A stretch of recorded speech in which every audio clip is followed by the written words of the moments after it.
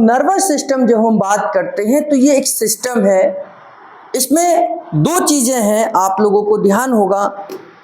इसमें एक है मैसेज जाता है, एक मैसेज आता है। नर्वस सिस्टम का मुख्य काम क्या है? खाना पचाना नहीं है, श्वास लेना भी नहीं है ना, या हार्मोन्स को जनरेट करना नहीं है, और ना ही आपके इस नर्वस सिस्टम का किसी चीज़ को फिल्टर करना है कि टॉक्सिन्स को बाहर निकालना है। तो उसका काम क्या है? क्योंकि हर सिस्टम का अपना काम है। हमने रेस्पिरेटरी सिस्टम में देखा कि वो श्वास को ले रही है और श्वास को छोड़ रही है, ऑक्सीजन लेना है, कार्बन डाइऑक्साइड छोड़नी है। किडनी का काम बॉडी से टॉक्सिन्स को रिमूव करना है। एंडोक्राइन सिस्टम का काम हार्मोन्स का काम है। डाइजेस्टिव सिस्टम का काम हमने जो कुछ भी खाया उसे पचाना है और उसे एब्जॉर्ब करना है ना। ब्लड सर्कुलेटरी सिस्टम का काम बॉडी के हर पार्ट तक ब्लड का फॉर्मेट हो, यानी कि वहां पहुंचे, ये ब्लड सर्कुलेटरी सिस्टम का काम है। तो नर्वस सिस्टम का काम क्या है? नर्वस सिस्टम का काम आपके बॉडी के द्वारा जो भी मैसेज आते हैं उनको बॉडी तक यानी कि ब्रेन तक पहुंचाना, और ब्रेन के उस मैसेज के आधार पर रिस्पॉन्स देना, यानी कि आपने जो भी काम करना चाहते हैं वो काम करवाना, ये हमारे नर्वस सिस्टम का काम है। जैसे आपके रिस्पॉन्स पर प्रतिक्रिया करना, आपने किसी गर्म चीज को छुआ, आपने कोई गर्म चीज छुई तो एक मैसेज जाएगा यहां से टच करते ही कि हमने एक, यहां से मैसेज गया ब्रेन को कि हमने किसी गर्म चीज को छुआ है। अब वो गर्म चीज हमें नुकसान कर सकती है, तो ब्रेन क्या कहेगा? तुरंत यहां से हाथ को हटाना है। तो एक मैसेज गर्म चीज का ऊपर गया, दूसरा यहां से हटाना है, तुरंत मैसेज गया, हमने हाथ को हटा दिया। ऐसे होता है कि गर्म चीज को छूते हैं तुरंत वापस करते हैं, तुरंत छूते हैं तुरंत उठाते हैं। तो यानी कि एक मैसेज आपके ब्रेन को गया और उसके रिस्पॉन्स में ब्रेन ने एक ऑर्डर दिया कि हाथ को यहां से हटा लो नहीं तो जल सकता है। तो ये काम जो है ये ब्रेन का है कि आपके बॉडी, आपके चारों तरफ आपने यहां से भी छुआ गर्म चीज को तो यहां से हटाएंगे, यहां से छुआ तो यहां से हटाएंगे। तो पूरी बॉडी में आपने कहीं पर से भी किसी गर्म चीज को छुआ है तो तुरंत उस पर रिएक्ट करना ब्रेन का काम है ना। तो ये जो मैसेज आना और जाना, ये मैसेज कहीं से तो गया होगा ब्रेन तक, ब्रेन तो यहां है, मैसेज यहां से गया, ब्रेन तो यहां है, पैर की उंगली में कांटा चुभ गया, तुरंत हमें दर्द होता है, तुरंत हम उसे निकालते हैं, तुरंत वहां से पैर को पीछे खींचते हैं, है ना। तो ये तुरंत जो काम होता है फ्रैक्शन ऑफ सेकंड्स में होता है, यानी कि 1 सेकंड के 100वें हिस्से या 1000वें हिस्से में ब्रेन का मैसेज आदान प्रदान होता है। यानी कि आपने जैसे ही पलक झपकाई तुरंत उस समय तक तो ब्रेन मैसेज आदान प्रदान कर चुका होता है ना। ये नहीं है कि आपने टच किया फिर उठाया फिर छुआ फिर सोचा, ऐसा नहीं होता। आपने जैसे ही करंट पास होता है, जैसे आपने करंट को छुआ तुरंत आप हाथ झटके से मार कर हटाते हैं, क्योंकि ब्रेन ये बता देता कि ये चीज जितनी ज्यादा देर तक छुओगे आपको शरीर नुकसान करेगी। हमने ज्यादा देर तक पकड़ लिया करंट को तो फिर पकड़ ही रह जाएंगे। इसलिए तुरंत फ्रैक्शन ऑफ सेकंड्स में तुरंत मैसेज आता है कि यहां से हटाओ। गर्म चीज छूते ही आप तुरंत पीछे हटाते हैं, लेकिन ठंडी चीज छूते ही तुरंत नहीं हटाते, क्योंकि ब्रेन को पता है इससे बहुत ज्यादा नुकसान नहीं हो। आपने बर्फ रख ली हाथ में तो तुरंत थोड़ी फेंक देते हैं, भाई रख ली तो आप देखते हैं कहाँ रख सकते हो, कहाँ रख सकते हो, फिर उसे उठाकर वहां रख देते हैं, अपने हाथ को हटाते। तो वो आपको मैसेज आता है, ब्रेन ये समझता है, जानता है कि कौन सी चीज कितनी आपको डैमेज कर सकती है ना।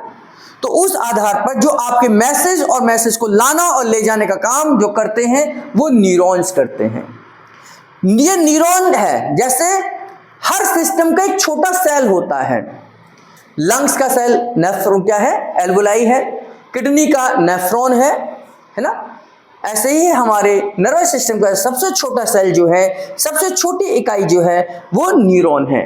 Neuron is the functional and structural unit of nervous system, यानी कि ये न्यूरॉन जो है हमारे नर्वस सिस्टम की सबसे छोटी संरचनात्मक और क्रियात्मक इकाई है। संरचनात्मक और क्रियात्मक इकाई है, इकाई का मतलब सबसे छोटा यूनिट है।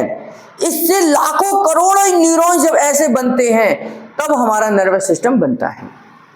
और इसकी खासियत कि ये डेवलप नहीं हो सकते, यानी कि 1 से 2, 2 से 4 नहीं बन सकते। जैसे अगर मेरे को यहाँ छिल जाए, यहाँ से यहाँ शेविंग करते हुए छिल जाता है तो 2-3 दिन में ये दोबारा से स्किन आ जाती है। यहाँ कोई छिल जाए तो दोबारा स्किन आ जाती है, यहाँ कोई छिल जाए तो दोबारा स्किन आ जाती है। लेकिन एक बार ये डैमेज हो जाए तो ये दोबारा नहीं बन सकते हैं। जब बच्चा जन्म लेता है, जितने न्यूरॉन के साथ पैदा होता है उतने ही न्यूरॉन्स आपके मरते दम तक रहते हैं। ये कम तो हो सकते हैं, बढ़ नहीं सकते हैं, है ना। यानी कि ये मल्टीप्लाई नहीं कर सकते, ये रीग्रोथ नहीं कर सकते। जैसे बच्चा जब इतना है तो इतने छोटे छोटे न्यूरॉन्स होंगे, न्यूरॉन्स की लंबाई बढ़ती है, संख्या नहीं बढ़ती, लंबाई बढ़ती है। हाथ पर एक से दो तो नहीं हो जाते कि छोटे बच्चे के हाथ एक हैं, बड़े हो जाएंगे तो दो हो जाएंगे, नहीं होगा। सिर्फ एक हाथ की लंबाई बढ़ रही है, यानी कि न्यूरॉन्स की लंबाई बढ़ती है, संख्या नहीं बढ़ती है ना। तो संख्या हमारी फिक्स है न्यूरॉन्स की।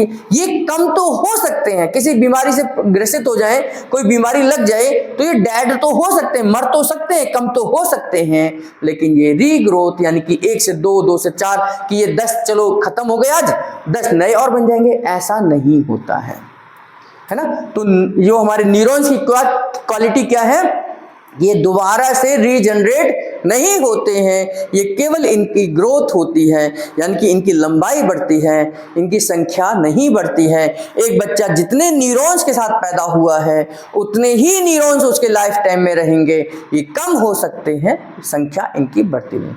दूसरा, ये जो मैसेज है तो इसका एक स्ट्रक्चर है, ये एक आप जो देख रहे हैं चमगादड़ जैसा, इसको हम सेल बॉडी बोलते हैं, सेल की बॉडी बोलते हैं। ये सेल बॉडी है, ये पूरा तो एक न्यूरॉन है। अगर हम इसकी बात करें तो ये क्या है, पूरा एक न्यूरॉन है, तो इस न्यूरॉन के पार्ट है, ये सेल बॉडी है, ये इसका क्या है, न्यूक्लियस है ना, ये न्यूक्लियस है। इसकी पूंछ है, इस पूंछ को हम क्या बोलते हैं, एक्सॉन बोलते हैं, है ना। इस एक्सॉन बोलते हैं इस पूंछ को, और इस पूंछ की एक कवरिंग है, एक लेयर है जो इसे कवर करती है, इसको माइलिन शीथ कहते हैं। और नीचे इसके टांगे हैं, ये मुंह है, ये शरीर है, ये टांगे हैं, इन टांगों से फिर मैसेज एक और नीचे ऐसा ही न्यूरॉन एक और बना होगा, जहां वो खत्म होगा उससे आगे एक और न्यूरॉन जुड़ जाएगा, जहां वो खत्म होगा उसका एक और न्यूरॉन जुड़ जाएगा, फिर वह जहां खत्म होगा वहां उसका एक और न्यूरॉन जुड़ जाएगा। तो इससे ऊपर भी न्यूरॉन, इसके नीचे भी न्यूरॉन, इसके आगे भी पीछे सब न्यूरॉन है, नर्वस सिस्टम है। तो यहां से मैसेज चलेगा, यहां से मैसेज आता है, यहां से नीचे जाता है, यहां से और नीचे जाता है, यहां से पास आउट होता है। इन बटन्स के बाद एक और हमारा सेल बॉडी आ जाएगी, और सेल बॉडी फिर एक्सॉन, फिर ऐसे कर कर ये मैसेज आगे आगे आगे आगे चलता रहता है, ये आगे आगे चलता रहता है। तो ये सेल बॉडी है, हर सेल बॉडी के अंदर एक न्यूक्लियस होता है, एक न्यूक्लियस के अंदर इसका शरीर है जिसको हम एक्सॉन कहते हैं, एक्सॉन के ऊपर एक लेयर है जिसको माइलिन शीथ कहते हैं। ये मैसेज ऊपर से नीचे जाता है, इसके अंदर से जाता है, और ये मैसेज बटन तक पहुंचता है, बटन से फिर एक और न्यूरॉन चालू हो जाता है। लेकिन एक न्यूरॉन के खत्म होने पर, दूसरे न्यूरॉन के शुरू होने पर बीच में एक समुद्र है, एक खाली जगह है जिसे साइनेप्स कहते हैं, खाली जगह कहते हैं। यानी कि एक न्यूरॉन और एक न्यूरॉन के शुरू होने से बीच में क्या है, एक खाली जगह है जहां से इस मैसेज का आदान प्रदान यहां तक होता है। साइनेप्स है, उन साइनेप्स के अंदर न्यूरोट्रांसमीटर्स होते हैं, जो न्यूरोट्रांसमीटर हमारी बॉडी में एक मैसेज को एक न्यूरॉन से दूसरे न्यूरॉन तक ले जाने में मदद करते हैं। तो यहाँ से एक मैसेज दूसरे न्यूरॉन तक पहुंचा तो किसकी मदद से पहुंचता है, न्यूरोट्रांसमीटर्स की मदद से पहुंचता है। न्यूरोट्रांसमीटर, न्यूरोट्रांसमीटर, न्यूरो का मतलब न्यूरॉन्स हो गया, ट्रांसमीटर मतलब एक जगह से न्यूरॉन्स के मैसेज को दूसरे न्यूरॉन तक ले जाने वाला न्यूरोट्रांसमीटर्स है। न्यूरोथेरेपी में प्योर न्यूरोट्रांसमीटर एक फॉर्मूला है कि जिससे हम इन न्यूरोट्रांसमीटर्स को जनरेट कर सकते हैं, ताकि अगर कभी कभी गड़बड़ी आ जाए, खराबी आ जाए, कोई मैसेज यहाँ से यहाँ नहीं पहुँच रहा है तो हम न्यूरोट्रांसमीटर्स पर काम कर सकते हैं।